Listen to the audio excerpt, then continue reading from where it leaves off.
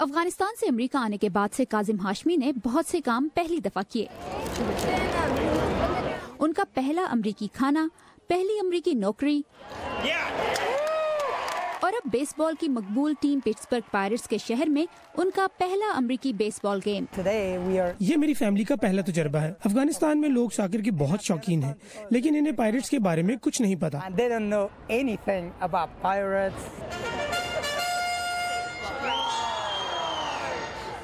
بیس بال کے کھیل کے بارے میں یہ سبق کاظم ہاشمی کے افغانستان کی جنگ سے فرار کے طویل سفر کا ایک اور حصہ ہے، جہاں وہ امریکی فوج کے مترجم کا خطرناک کام کرتے تھے۔ میں نے 2009 میں وہاں کام چھوڑ دیا۔ حقیقت یہ ہے کہ مجھے اور میری فیملی کو قتل کی دھمکیاں ملنے لگی تھیں۔ ایک خاص امیگریشن ویزے کے تحت کاظم اور ان کی فیملی 2015 میں امریکہ آئے۔ وہ انگلش جاننے اور امریکی فوج میں تعلقات کے باوجود ایک انجان ملک میں ایک اجنبی تھے جسے نئی ثقافت کو جاننا تھا۔ پھر انہیں پٹسبرگ میں قائم ہیلو نیبر نامی ایک نان پروفٹ آرگنائزیشن کی جانب سے خط موصول ہوا۔ آپ کو امریکی فیملی سے ملنے اور امریکہ کی ثقافت کو جاننے کے علاوہ امریکہ اور لوگوں کے بارے میں سب کچھ جاننے کا موقع ملے گا۔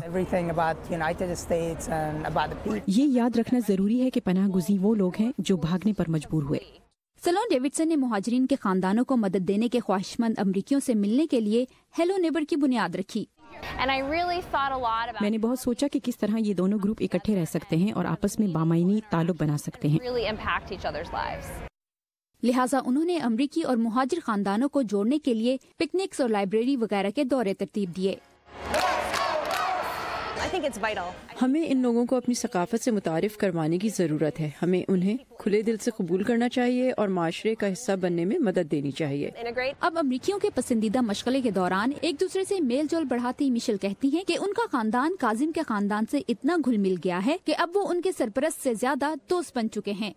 ان کے بچے 6، 5 اور 3 سال کے ہیں اور میرے 6 اور 2 سال کے۔ بچوں کی عمر ایک جیسی ہونے کی وجہ سے وہ ایک دوسرے کے ساتھ وقت گزارنا پسند کرتے ہیں۔ یہاں پٹسبرگ میں ہم اس کے پلوں کا شہر ہونے اور پلوں کی تعمیر کے بارے میں اکثر بات کرتے ہیں۔